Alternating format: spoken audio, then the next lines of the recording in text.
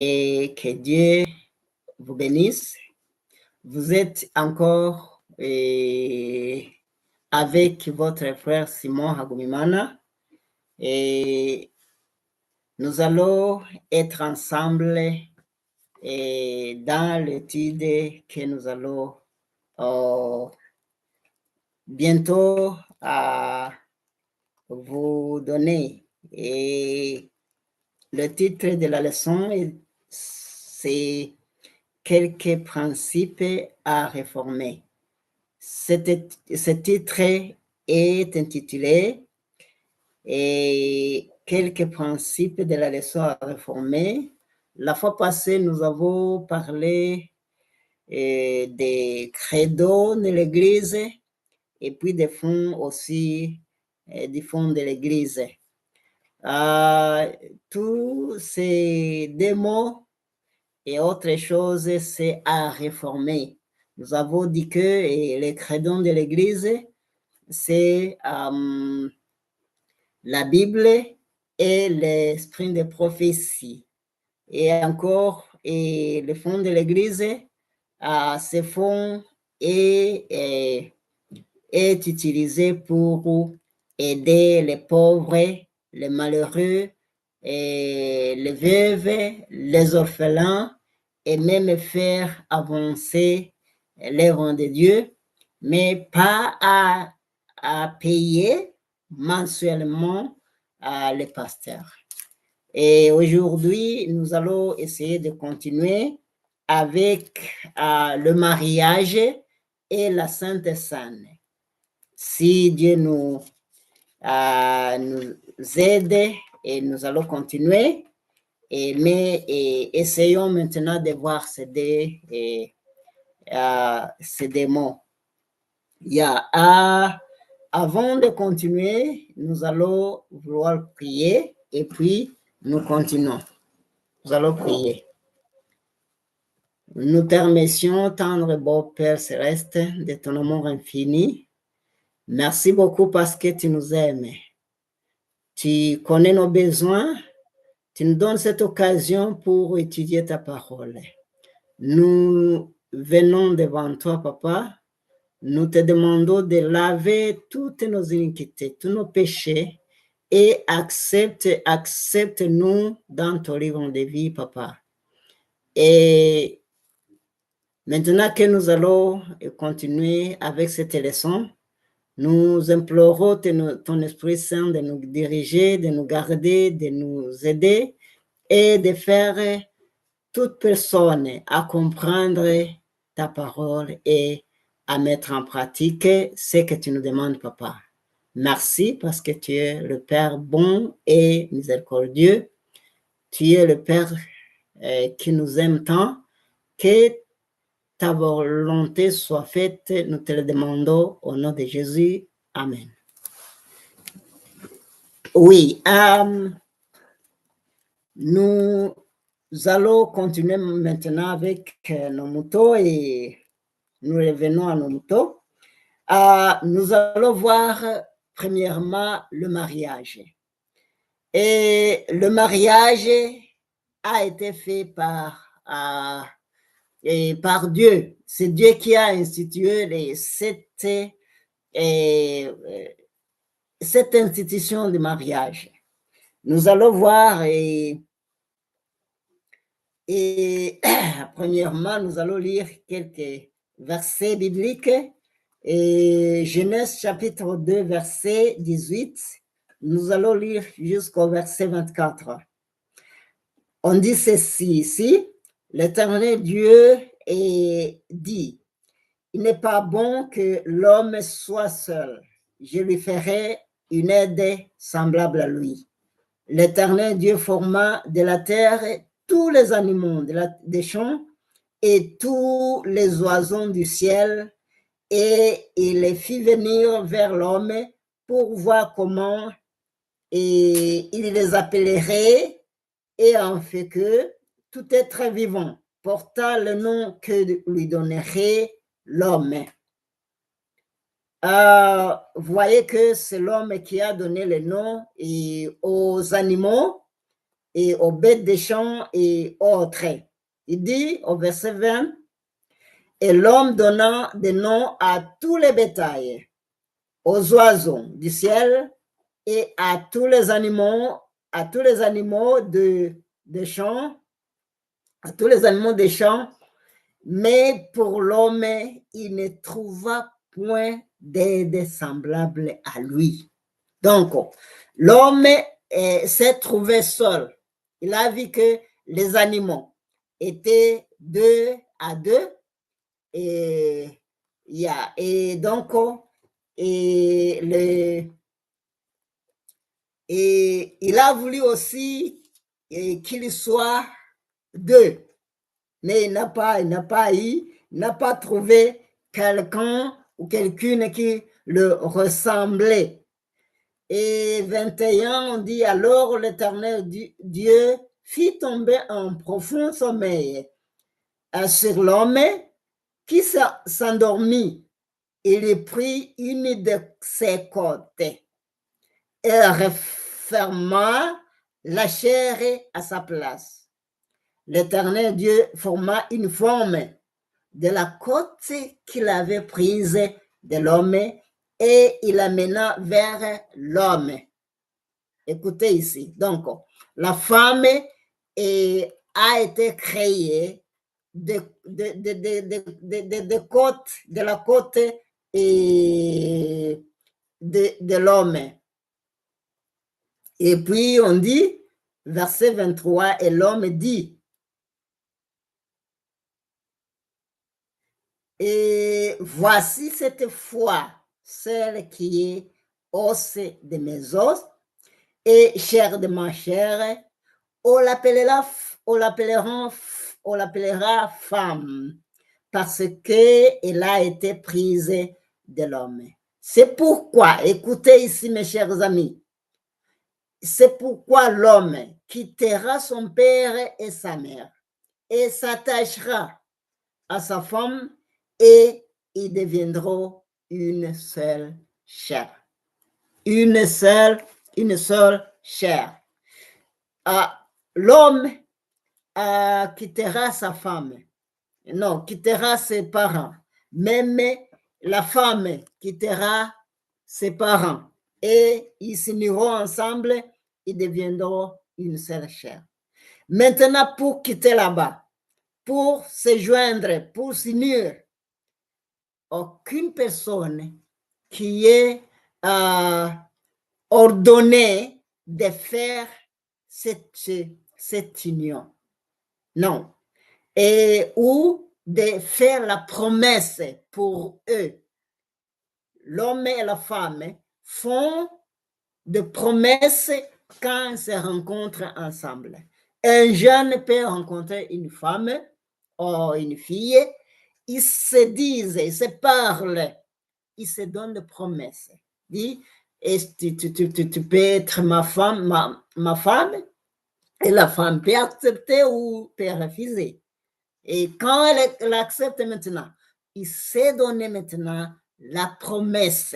Ce n'est pas à toi maintenant de donner à eux la promesse.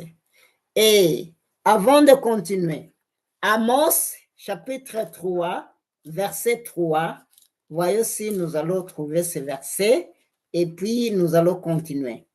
Donc, si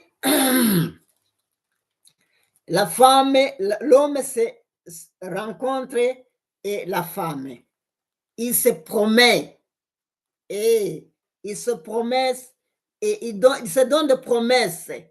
On dit ici, à 3.3 Amos, il dit, deux hommes marchent-ils ensemble sans en être convenus? Donc, aucun homme ne peut pas marcher avec l'autre sans avoir la promesse, sans se convenir. Donc, ils se parlent, ils se donnent des promesses et puis ils continuent, ils vont ensemble. On dit ici, et de la Genèse à l'Apocalypse, on ne trouve pas les rites de la bénédiction.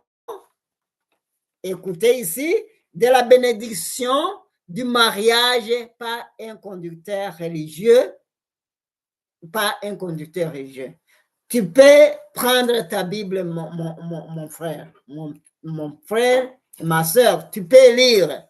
Tu ne trouveras aucun verset dans la Bible qui est là pour donner l'ordre au peuple ou aux gens, aux dirigeants de l'Église de bénir le mariage. Ça, c'est faux, c'est pas vrai. On dit, ce fait n'est pas en harmonie avec la parole de Dieu. Ça, c'est vrai. Les parterres pour bénir le mariage, ce n'est pas de la Bible, mes amis. Ce n'est pas de la Bible. On dit, les fiancés font leur vœu du mariage le jour même de la confirmation de leur amour mutuel, ce que je vous ai dit. Donc, quand ils se rencontrent, ils confirment qu'ils s'aiment. Les deux s'aiment. Et puis, ils se donnent des promesses qu'ils vont être ensemble. Ça, maintenant, c'est la promesse qu'ils se donnent pour vivre ensemble. Ce n'est pas à toi maintenant ou à moi d'aller les bénir à l'église. Vous soyez comme ça, vous êtes comme ça. Non, non, non, non, non, non. C'est Dieu qui les ont bénis et puis eux, ils s'ont donné des promesses et qu'ils vont être ensemble. Yeah. On dit que ici, on continue, et le jour du mariage, c'est le jour de l'accomplissement de leur convention. Ça, c'est vrai. Yeah. Ils accomplissent ce qu'ils ont promis. Oui, ils se sont promis. Oui. Et dans certaines églises, et ce sont les pasteurs consacrés ou un autre doté de ces droits qui bénit le mariage contrairement à la parole de Dieu. On dit que c'est un pasteur consacré. Donc, un pasteur consacré, c'est lui qui donne des bénédictions, aucun autre. Ou quelqu'un qui est permis. Ce n'est pas comme ça. C'est contrairement à la Bible, mes chers amis. C'est contrairement à la parole de Dieu. Ils font cela pour chercher les bénéfices, pour chercher les gains. C'est pourquoi ils ont donné. Donc, ils trouvaient quelque chose à faire là-bas. On dit le rite de la bénédiction du mariage par un être humain, date du Sainte Sauterre. Donc, ça vient du Sainte Sauterre. C'est lui qui a voulu, qui a commencé à bénir le mariage. Les cloches nuptiales sont les signes de la décadence de l'Église, les derniers jours et de la fin du temps. Donc, dans la tragédie des siècles, page 366, et ça nous dit clairement que ces bénédictions, ces rites de bénir le mariage, ça vient de quelqu'un qui s'appelle Sauter, et même les lampes, les torches, les bougies et autres choses, tout ce qu'on fait dans le mariage pour le moment, ça montre que nous sommes au dernier jour, mes chers amis. Oui. Quand les principes divins sont respectés, le mariage est un bienfait. Écoutez ici, mes chers amis. quand le principe du mariage est respecté, soit respecté, le mariage est un bienfait. Oui, mais quand les principes ne sont pas respectés, le mariage vraiment, et je sais pas. Il est la sauvegarde de la pureté et du bonheur de l'homme. Il pourvoit à ses besoins et sociaux, il élève sa nature physique, intellectuelle et morale. Ça, c'est Patriarche Prophète, page 24. Mes chers amis, le mariage est là pour nos bienfaits. Il fait à quelqu'un qui suit, qui obéit au principe un bienfait. C'est la bénédiction. Mais les gens ont cherché à faire ce qu'ils vont faire. Nous continuons maintenant à la Sainte Seine. La Sainte Seine aussi. Ici, nous allons lire aux Corinthiens. 1 Corinthiens, chapitre 5, verset 7. Nous allons lire. Et c'est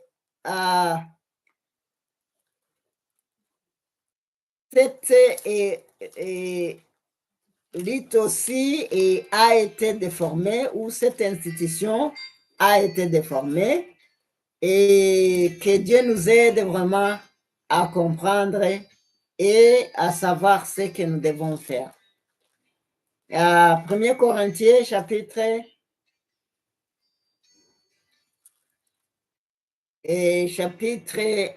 5, verset 7. 5, 7.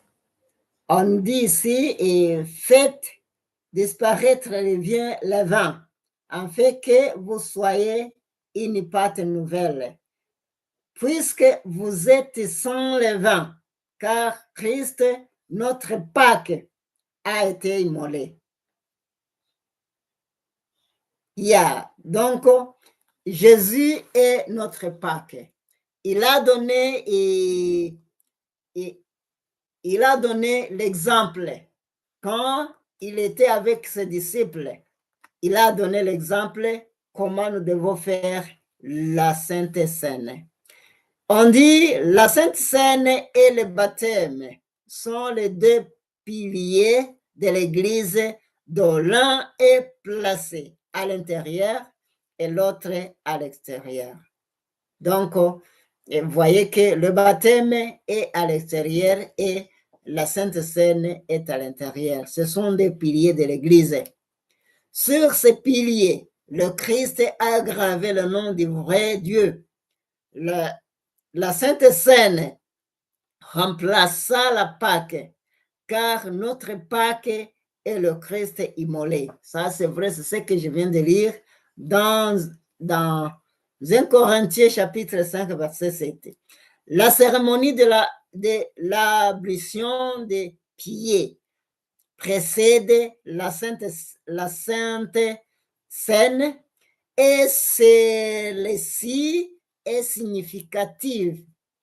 Si donc je vous ai lavé les pieds, moi, le Seigneur et le Maître, vous devez aussi vous laver les pieds les uns aux autres, car je vous ai donné un exemple, afin que vous fassiez comme je vous ai fait. Ça, c'est en Jean, chapitre 13, verset 14 jusqu'à 15. Donc, et le fait de laver les pieds, c'est Dieu qui a donné l'exemple. C'est l'exemple de l'humilité. Dieu s'est humilié et il a donné un bon exemple pour que aussi nous autres, nous puissions nous humilier comme il l'a fait. Et ces paroles impliquent plus que la pureté du corps. Donc Dieu aussi, et Jésus a voulu aussi laver le cœur de ses disciples, laver les péchés de ses disciples. Oui, ce n'est pas seulement la pureté du corps, mais c'est la pureté du cœur. Et on dit le Christ continue à parler de la purification plus importante qui est symbolisée par l'ablution des pieds. Jésus-Christ, page 650. Si vous lisez là-bas, vous allez voir la signification ou le symbole de l'ablution des pieds, ou laver les pieds. Elle signifie d'abord l'amour que Jésus a témoigné envers nous. Dieu a témoigné l'amour envers nous. Dieu a témoigné l'amour envers nous et il nous a aimés et il s'est donné lui-même pour nos péchés. Il nous incite à nous remémorer les bénédictions, les bontés et les faveurs dont nous avons été l'objet de la part de nos amis et de nos frères, mais que nous avons oublié. Grâce à son pouvoir vivifiante, le Saint-Esprit met le doigt sur l'ingratitude, le manque d'amour qui découle de cette horrible racine d'amertume. Donc, quand on fait la Sainte Seine, le Saint-Esprit est là et il convainc les âmes, les personnes de leurs péchés. Oui, les défauts de caractère, le devoir négligé, l'ingratitude envers Dieu reviennent à mémoire. Donc, on se souvient. Et les pensées sont amenées captives à l'obéissance du Christ. Oui, la réconciliation est mutuelle. Telle est la raison pour laquelle le service de l'ablution des pieds a été institué. Donc, quand on se lave les pieds, mes amis, mes chers frères et sœurs, donc, quelqu'un qui a une différence entre et peut-être l'autre, ils peuvent se laver les pieds. Et puis, le Saint-Esprit est là de convaincre leur cœur et ils se souviennent des mots qu'ils ont fait, des péchés qu'ils ont fait, de leur négligence de la parole de Dieu et autre chose. Maintenant, là-bas, ils s'humilient et confessent leurs péchés et se repentent, mes chers amis. C'est ça la signification de laver les pieds. Il ne faut pas que ça soit seulement une cérémonie, non. Oui, non, non, non. Il a été donné dans le but de tester et de prouver la fidélité des enfants de Dieu. Oui, évangéliser page 248 jusqu'au 250.